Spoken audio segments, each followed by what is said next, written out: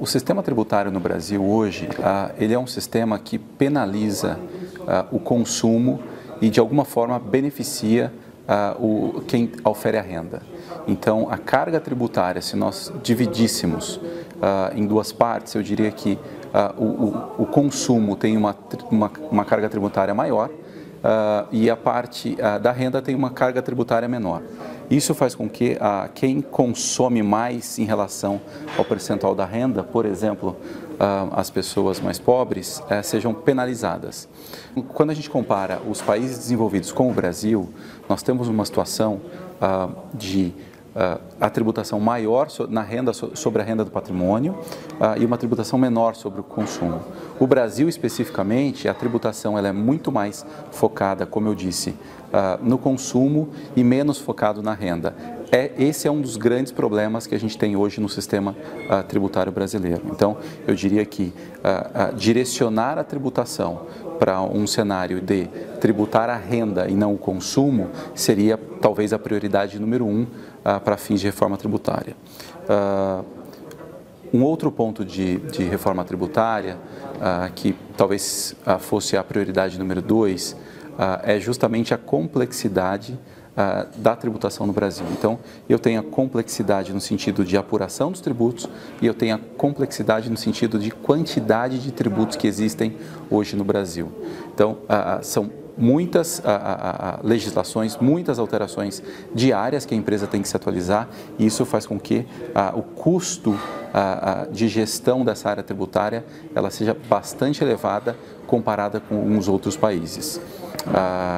Recentemente, a OCDE, por exemplo, editou um ranking sobre o custo de gestão tributária e no Brasil, o Brasil ficou no primeiro lugar. Então, isso é algo que chama bastante atenção. Quando eu digo primeiro lugar, é no sentido negativo, ou seja, o Brasil, comparado com todos os países do mundo, é o país número 1 que cada empresa gasta, em média, 1.600 horas para calcular os tributos. Então, isso custa demais. Então, esse seria, talvez, a segunda grande prioridade.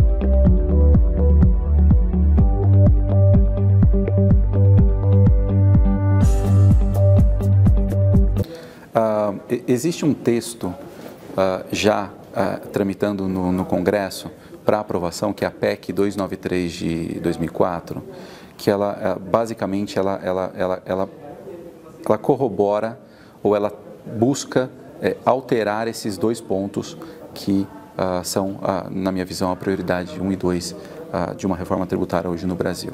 Então, eu estou falando de, primeiro, simplificar a tributação, ou seja, hoje eu tenho uma gama muito grande de tributos sobre o consumo, eu estou falando de PIS, COFINS, ICMS, ISS, IPI, sobre operações financeiras, que é o IOF, Seguridade Social, eu tenho uma série de tributos.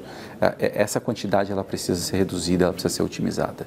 Então, a reforma tributária que nós temos hoje em tramitação, ela busca justamente condensar essa quantidade e simplificar o processo de apuração.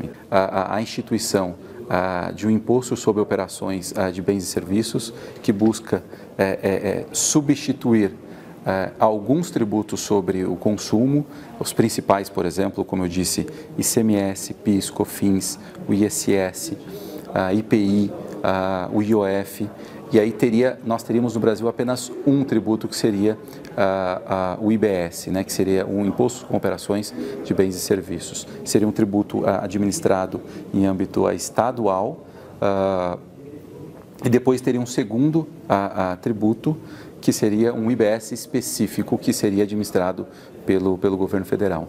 Então, aí o foco é reduzir a quantidade de tributos e reduzir a complexidade. Todo o regramento e a legislação desses dois tributos seriam feitos em âmbito federal, apesar do IBS inicial ser, a arrecadação ser direcionada para o ente estadual. Então, acho que essa é a primeira grande mudança que nós temos. E ainda é um desafio e nesse texto inicial talvez não tenha sido discutido com a profundidade adequada a tributação de consumo e renda. É algo que precisa, vamos dizer, evoluir, mas eu acho que essa reforma tributária já é um grande avanço com base no sistema que nós temos hoje. Um outro grande ponto seria aí, falando em desafio, como, primeiro, reestabelecer as competências dos níveis. Então, eu tenho governo federal, governo estadual e governos municipais, com cada um com a sua responsabilidade. Eu estou falando de seguridade social, eu estou falando de segurança, eu estou falando de saúde, de educação. Todas essas competências, essas responsabilidades, elas hoje, perante a Constituição Federal, elas já são estabelecidas, pré-estabelecidas para cada um administrar uma parte disso. E quando eu falo da arrecadação tributária, ela impacta diretamente nessas competências. Então, eu dou a competência e eu dou a arrecadação.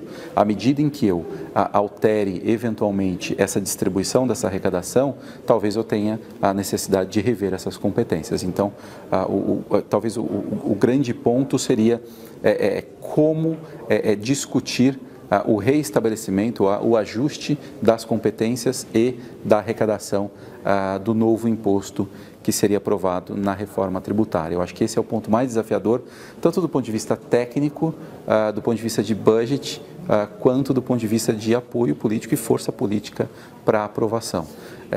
O pacote que tramita hoje no Congresso, ele tem um foco e uma previsão de uma transição. Então, quando a gente fala em timing, seria o imposto novo, ano a ano, em 5 anos, ele ia aumentando em 20% até atingir 100% do previsto, e os impostos que nós temos hoje, os tributos que nós temos hoje, ele iria reduzindo 20%. Então, é como se fosse um sistema de compensação. Ao final do 5º ano ou 6º ano, começando 20% a partir do ano subsequente à aprovação, nós teríamos o sistema antigo totalmente substituído. Aí a gente entraria, de fato, com um cenário de começar a discutir as competências dos entes, municipal, federal e estadual, e a repartição desse bolo.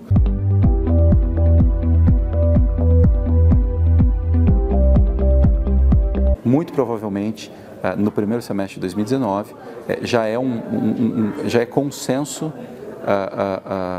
no legislativo que a reforma tributária ela é fundamental para o país. Nós temos hoje Estados Unidos, nós temos até nossos vizinhos argentinos já fizeram reformas tributárias, deixaram o sistema tributário muito mais dinâmico. Isso faz com que o Brasil, de alguma forma, perca uma competitividade. Então, é consenso, de novo, é consenso que a reforma tributária ela é necessária e ela é urgente.